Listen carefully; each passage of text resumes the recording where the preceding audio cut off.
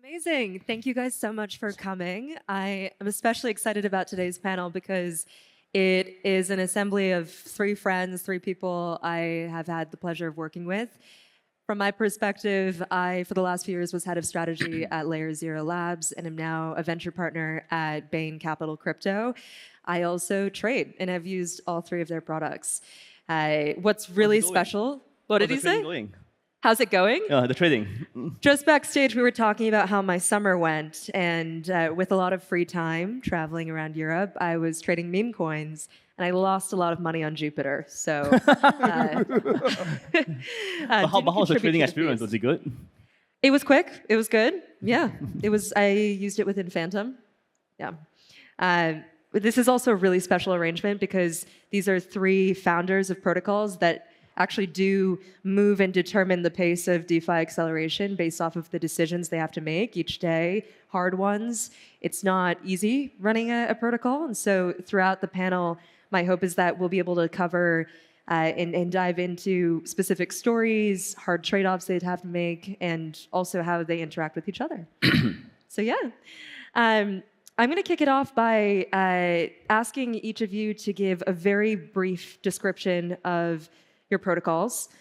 So Zaki, we'll start with you. Sommelier, of course, is DeFi yields on ETH powered by Cosmos. Could you share a little bit more?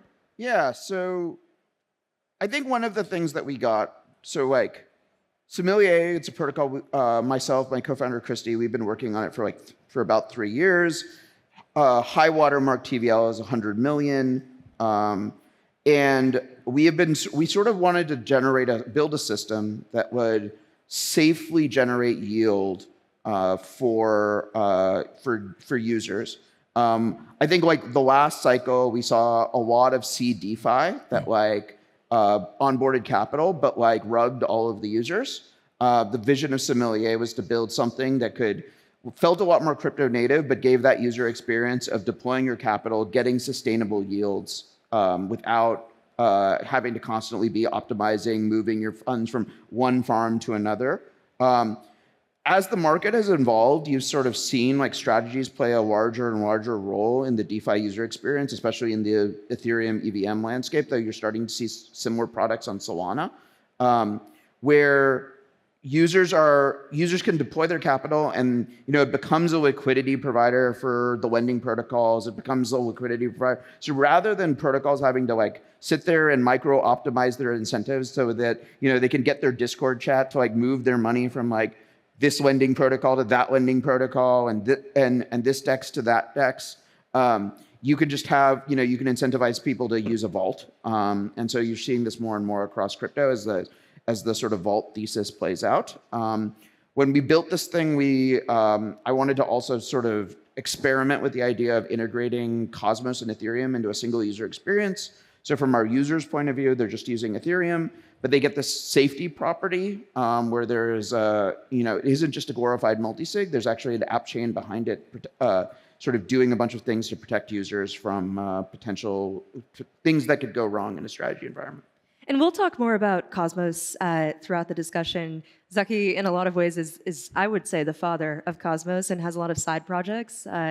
So I'll definitely ask you about that. Now, Meow, of course, you're one of the co-founders of a top trading platform on Solana, Jupiter. Could you share just a little bit more about what you do beyond just spot trading? Yeah, so we are Jupiter. We are a trading platform. We can do spot trading. You can do perps trading. We can also just Launchpad, and we're also the largest decentralized community and DAO in the world. Yeah, so you can participate and have fun. Yeah. Amazing. And then Cindy, you founded Drift back in 2021. It's been 3 years now. Drift is an entire DeFi platform on Solana. You guys have made some really big announcements going far beyond just a perpetuals exchange. Can you share a little bit more? Yeah. Hey everyone, I'm the co-founder of Drift. We were founded in 2021 as just a simple VAMM perp exchange, which had one feature: you can long or short anything with 10 to 20x leverage.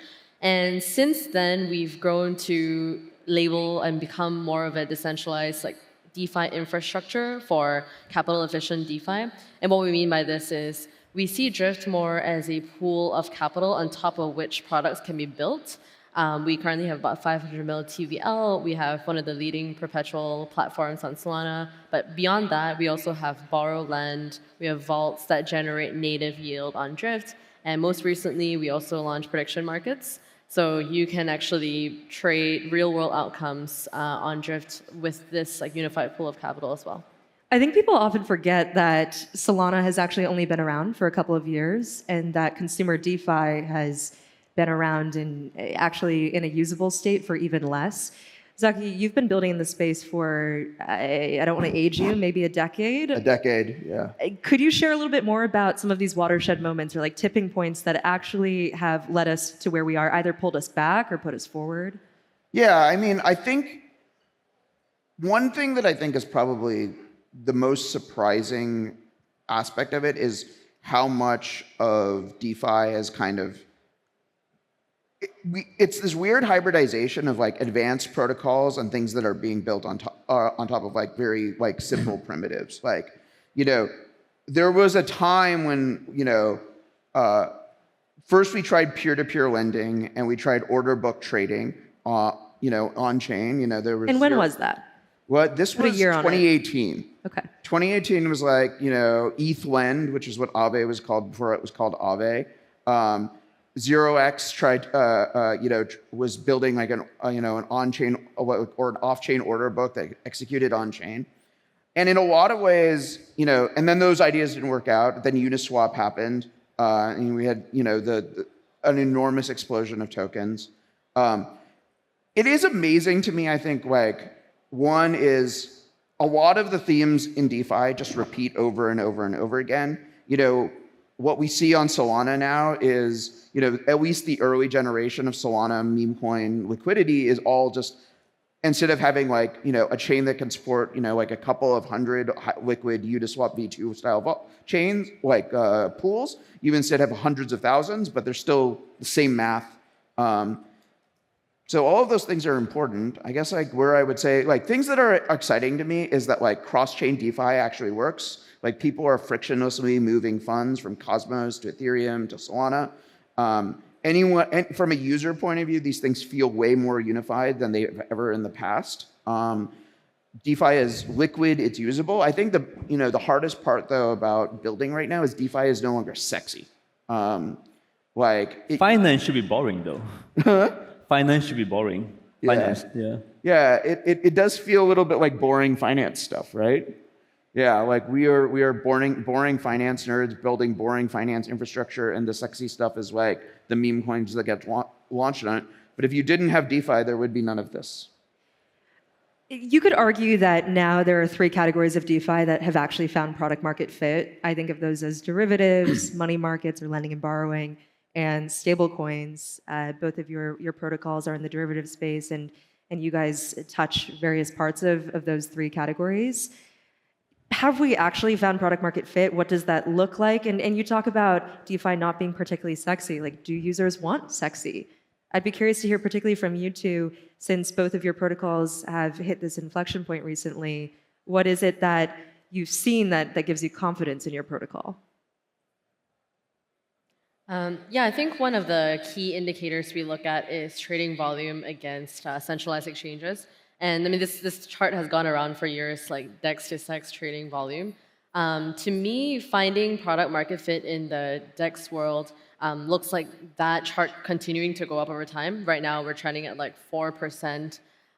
If DEXs could actually get to 10, 20, 50% of centralized exchange volumes, that means that a lot of the on-chain economy would have been bigger than centralized exchanges, and that's a sign of success. Another sign of success is the growth of stablecoin market cap over time, because that feeds in, that tells me total inflows into the crypto space and total money that is going to be choosing the on-chain economy versus non-on-chain economy. So that's a leading indicator of like future usage of DeFi. And like right now, stablecoin market cap is something like 40, 50 bill. We want to see that continue to grow as we look at what PMF is. So you're looking at the overall growth of the on-chain economy by measuring it against centralized exchange activity. I'm curious for Jupiter, how are you guys measuring product market fit for your specific platform? And of course, whether there is an upcoming token launch or not for a protocol can often drive misleading metrics. You've been working on Jupiter for a while. Talk about that. Yeah, we are not a, it sounds crazy, but we are not a very like metrics-driven project. We are not, we don't really care. We care a lot about the user experience and what people say, right? I think for a very, very long time, for like the first 3 years of Jupiter, we have one metric, right? Which is like, how much do users like us, right? That's it. We didn't care about volume, like user growth, any of that stuff. We just cared like solely on one thing: how much do users like us? And we think that's actually very important because, like, as a DeFi system, right, you are so constrained by your macro ecosystem, right? Whether it's Solana or like crypto or the whole growth of tokens, right? So you can't do anything, you can't do much there, right? So what you do is that you really focus on what you can control, which is like within the realms of your power. So that's what we focus on. And the other thing that's actually really important for us as a protocol building space is that we like borrowing, right? I mean, the problem is this, right? One of the fundamental problems of being a crypto founder is that what users want is boring. They don't want fancy stuff. They want things to work, right? Like when you go to Jupiter, you don't want fancy. You don't want animation. You want your things to go through, right? But investors love fancy. You know, love buzzwords. They love like crazy stuff. So I feel like we are at this very weird place right now, whereby as a founder, you want to make things as boring as possible, right? And as understandable as possible. But on the other hand, there's actually a lot of like alpha, in terms of like hype and like making things fancy. So I think for us to try to do both, I think for us we really focus on making the user experience as simple as possible, right? But on the other hand, we do try to kind of like find the one or two things that can maybe pop. Yeah. That's fascinating. There's this tension between investor interest in your protocol token and then the user experience and actual product that you're delivering. I'm curious, what do you guys think about the role of venture capital and whether it has pushed DeFi forward or pulled it back, particularly because the sentiment around token price, I personally think is very often influenced by activity from VCs. This is me going off script, by the way. I can quickly start. I think it's important to build, especially, three of us are part of token launch projects, to build a really good capital base of holders within your project. And whether that's like venture capitalists or token or users of your protocol, I do think that the pendulum shift is always best when the token holders are actually users of your protocol. And a lot of, at least our experience with venture capital firms are that they are the ones helping to provide liquidity within the DeFi platforms as well. So it is important to not discount them as like asset holders and members of your community too. That's how we see them. There's kind of no distinction between like, hey, you're a VC versus you're just some guy who holds $10 of this token. We would see you in the same way. Did you guys raise venture funding, Jupiter? For a previous project, we did, yeah. Oh, okay. So first of all, I want to be very clear on one thing. I love VCs.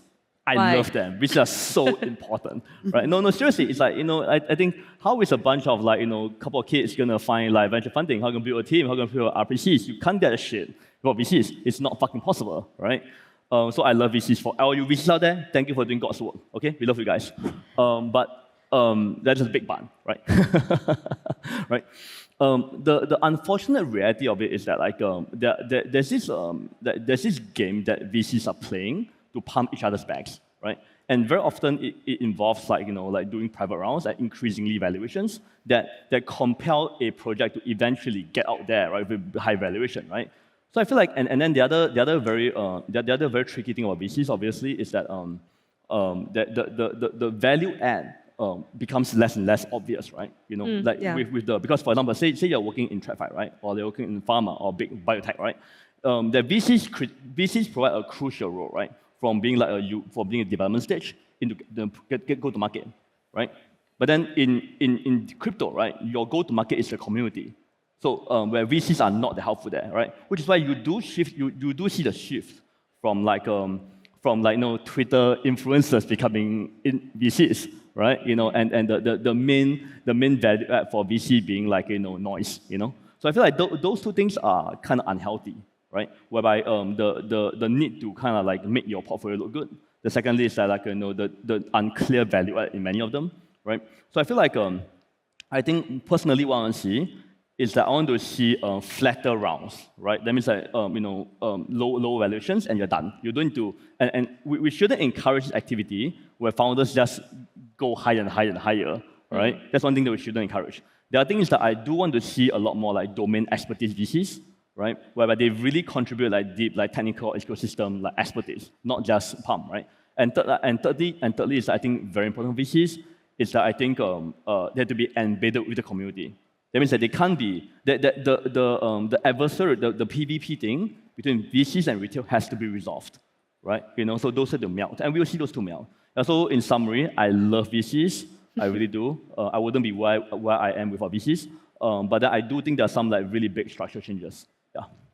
A question that VCs often ask is, where are the builders? I think in the context of this panel, an interesting question is, where are the DeFi users? Zaki, we talked a little bit about this backstage in regards to how you can even break through the noise, what indicators there are these false indicators? I'd love to hear your thoughts on this. Yeah, I think like one of the hardest parts of being a builder in DeFi is that you get very little signal about what products people want, what you should be building, what are like that. So if you imagine like what is the TradFi user or even centralized exchange user, like a Robinhood user, like the entire user journey through the app is something that like is measured, cataloged, and available to the dev team. Like they know all the pieces. If you are a DeFi builder, the user journey touches, even if like you control a front end, touches like one fraction of that front end is only a small piece of like, how did the user get funds onboarded? Like, where did they come from? How did they find out about your app? Like, how did they decide to do this interaction? Like you are operating in such a noisy environment. And the other thing that's hard about DeFi is like the DeFi dev cycle is slow. I mean, you are dealing with hundreds of millions of dollars of other people's money. And you don't, I've been doing this for 5 years and I've never lost anyone else's money. And like every time I look at a little notification on my phone, I'm like, is this the day? Right? So the dev cycle is slow. Testing hypotheses is expensive and time consuming. And the signal you get from feedback is like extremely high noise. And then when something works, you don't even really necessarily know why it worked. It just sort of, it did. And and you do get to talk to some number of users that are like active in your Discord and everything. But most people who show up are just like, how do I claim my farming rewards, blah, blah, blah, blah. Like you don't get any other data from them about what they want, how to retarget them. It's an extremely challenging environment to build in, and trying to find those user growths, like those veins that you can follow to grow users is incredibly challenging. And I think you guys have both done incredible jobs of like finding new veins. I think like the prediction market thing is like such a. So just to add a really quick point here, right, is that the users, they get excited about anything that's a token, right, or sounds cool, right? But good DeFi programs, like good and innovative DeFi programs, are really hard and especially to build and secure and audit, right? It's not like it's really hard to do, right? So you have this weird combination of users telling you all kinds of things. Oh, I want this, I want that, right? But they don't actually want it, right? And then the path to developing it is also very, very expensive. So there's this weird thing that I think he pointed out on the head. Yeah. I'm certain, particularly from my own experience building Layer 0 as a protocol, that when you make a decision to allocate resources towards a new feature or a new product, you are dedicating multiple months to product research, dev cycles, and then smart contract audits. Zaki was talking on security concerns. When we talk about decade of DeFi, are we there yet? Some of the biggest watershed moments pulling us back were hacks and loss of user funds. My question for you guys is, each of your projects have announced a new feature or some product that I hope or likely was informed by user demand. Talk to me about a difficult decision you had to make in the trade-off as the founder or leader of the project, especially with such little information, like you said. I think to touch on the previous point on like really slow dev cycles, there is a way and an in between there where the smart contract itself takes a really long time, but the front ends and the ways that users access the product can actually be built very quickly once you have a really good smart contract base. So one example here is that when we built our V2 to go from a single perp dex to a cross-collateral engine, that cross-collateral risk engine was entirely built in Solana. It took us like 6 months to build and ideate, and I think our devs didn't sleep or see the sunlight for 6-7 months, right? And from there, we found it much easier to launch products that focus on the front end side because we had spent that 6-7 months so deep in the smart contract cycle. So I think there's kind of a trade-off there where spend a lot of time on the smart contract side, but spend very little time on the products that are built on top of it. Because for instance, when we launched Bet, our prediction markets a month ago, that was a UI experiment for us that took some work on the back end. But to us, it's a short cycle experiment. If it graduates from an experiment, great. We'll build an entire team, product team to expand it forward. And we're seeing signs of success there. So basically, cheap and fast experiments can still happen in DeFi, but to me, that's on the product innovation front. How about you, Meow? I think Jupiter, I've been familiar with Jupiter and have used it over the years, but feel that last fall, last summer, it really, really took off. Were there decisions you guys made as a leadership team that, I'm sure were difficult and involved trade-offs that you think has led to the enormous escape velocity success? The word leadership is weird to me. I'm a cat, right?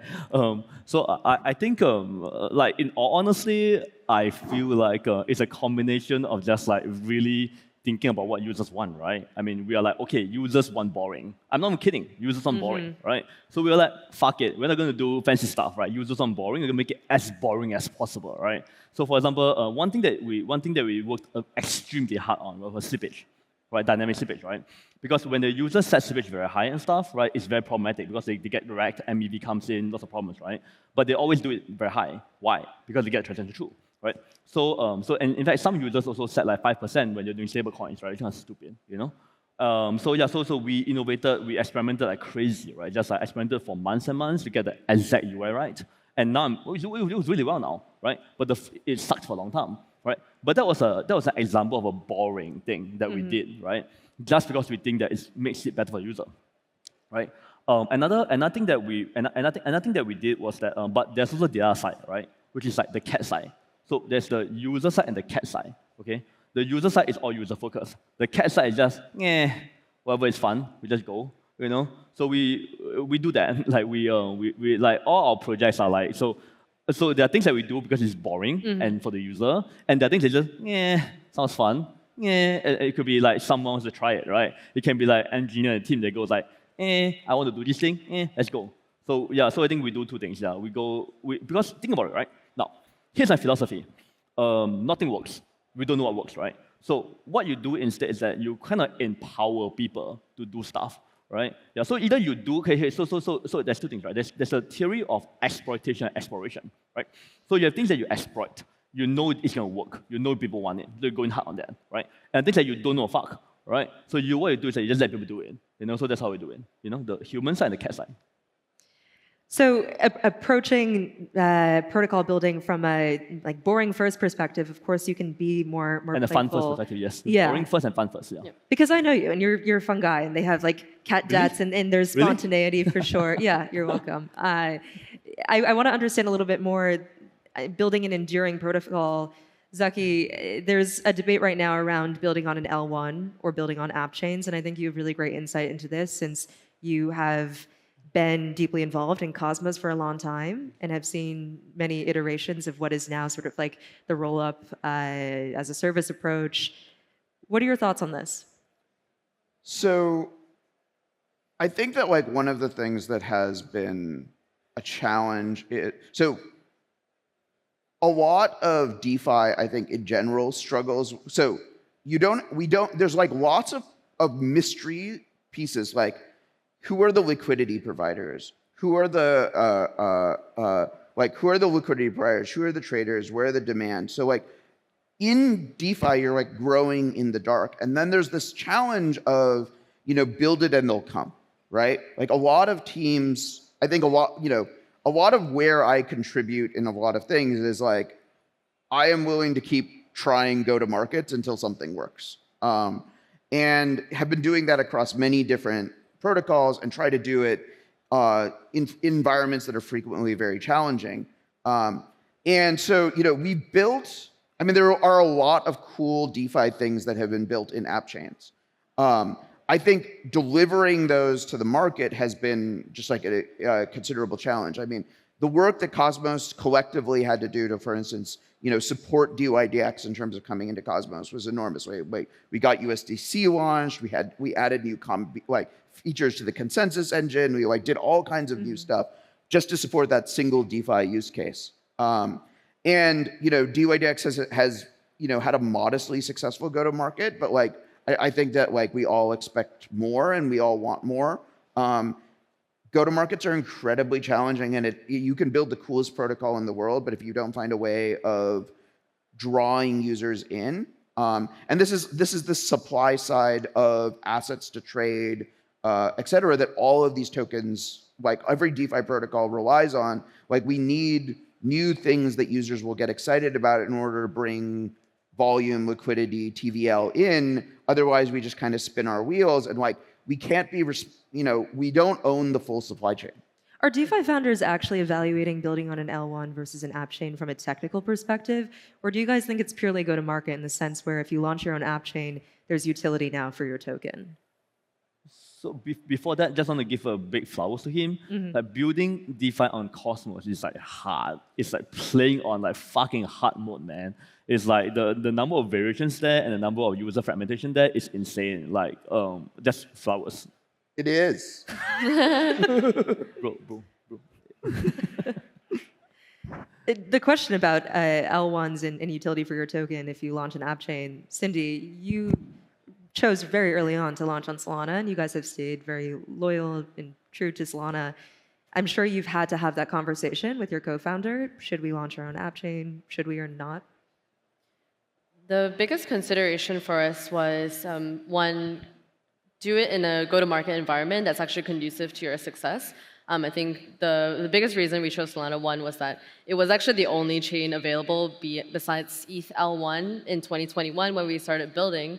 Arbitrum didn't exist at the time, and Solana presented itself as pretty compelling L1. We saw early bubblings of a developer community there. It was still very much chewing glass early days. People didn't know how to build programs, so everyone was supporting each other. But we saw the very early innings of a community that was supporting each other in launching programs, and we thought, okay, these are the users, these are where they are right now, so let's go to and build where they are going. So obviously that was one big developer and user base for us to launch into. Second was the availability of capital. We didn't think that it made sense for us to bootstrap an entire chain with 0 assets on the ground beyond what we would deploy. And Solana was growing a lot in TVL at the time. I think back in 21, it was still in the 100, 200 million range. Now it's closer to the 5B TVL, so just shy of 10x from ETH. But having a asset base with other creators of assets launching meme coins, tokens, creates a fertile ground for a DeFi protocol, right? You can't really launch a DeFi protocol without a home or real estate for you to be servicing. So it's kind of the decision of, should we launch in New York or some random small country that nobody knows about, or the city that no one lives in. So that was to us a decision to launch into a place where people needed this service versus launching someone and then forcing people to come to you. So in essence, we do think that app chains offer some tech innovations, but Solana in particular, we're seeing a lot of growth on the tech side, FireDancer, validator client upgrades. So we think that trade-off will equalize itself in about a year's time. Why would a perp or a DeFi protocol launch their own app chain? What do you think are reasonable? I think the honest answer is you can build some gigabrain shit on an app chain. That's the give an example. What's an example? The nerd snipe of building on an app chain is the gigabrain stuff. The DYDX built on top of Cosmos is like the fastest execution of any perp dex that is out there right now. And like that, being able to build those metrics. The other thing you get is this ability to like sort of clean slate build up a ground up environment. You've seen DYDX do this, you've seen Hyperliquid do this, you see what Berachain is doing. All of these things are leveraging this ability to like be an app chain, to like, structure and incentivize an ecosystem with no preconceptions whatsoever. And that appeals to people. Like it appeals to capital, it appeals to people. We are all experiencing the Berachain hype cycle, the Hyperliquid hype cycle, like all of these things, and who knows if it works, but there's a scale, there's an ambition, there's a technical complexity that applies to people. I mean, I think a lot of DeFi builders, a lot of it is just like, we want to show that we can. Like we can, like that something like this could exist. Mm-hmm. So question for you, I'm very curious, like between DYDX and Hyperliquid, what's your take, like technically? Like technically, Hyperliquid and DYDX, what's the difference? And like what's better? Yeah, so Hyperliquid is a more conventional, like on-chain like CLOB design. Hyperliquid is this like really cool, DYDX is in this really cool mem CLOB idea. Sunny and I actually dreamed up the mem CLOB vision like in 2018, and then neither of us built it. And then DYDX came up and we want to build a mem CLOB.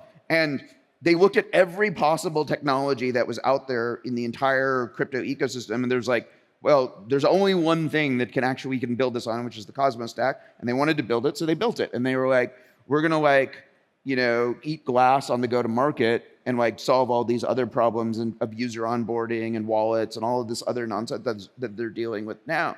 But the memclob concept is really cool, and being able to do it in a fully decentralized setting is a pretty powerful thing. That's a great example of a difficult decision that a DeFi founder had to make. And I remember it was certainly not consensus that was the right move by DYDX at the time. And it took a long time, and now here we are. And it's Drift is the only perp dex in the top 3 that is not a app chain. Fascinating. That's huge. Also a difficult decision, to be honest. I think, especially, difficult non-decision. Or maybe not an app chain yet. As we're coming up on time, there are 2 questions that I think very rarely on panels are actually discussed that I want to ask you guys. The first one is, why do you think there are more sellers than buyers right now? And how are you guys converting and retaining users in this market? I'll give you my answer, which is one of the hardest things about DeFi is we have apps that people use, and then we have tokens. And token is a separate product from app. Mm-hmm. And you, as a DeFi founder, you end up with 2 or 10, but like the token is the N+1 product. And it is a little bit of a struggle. If you are a meme coin, all you have is token. Like you put all of your energy into token. If you're a DeFi protocol, you have like all of the things about a DeFi protocol, all of the things about an actual app, and then you have token. And I do think that like this is like one of the reasons why it's hard for us to clearly articulate why people should be buying DeFi tokens. Do you 2 want to add on there? Perhaps around converting and retaining users as platforms that primarily offer perpetuals.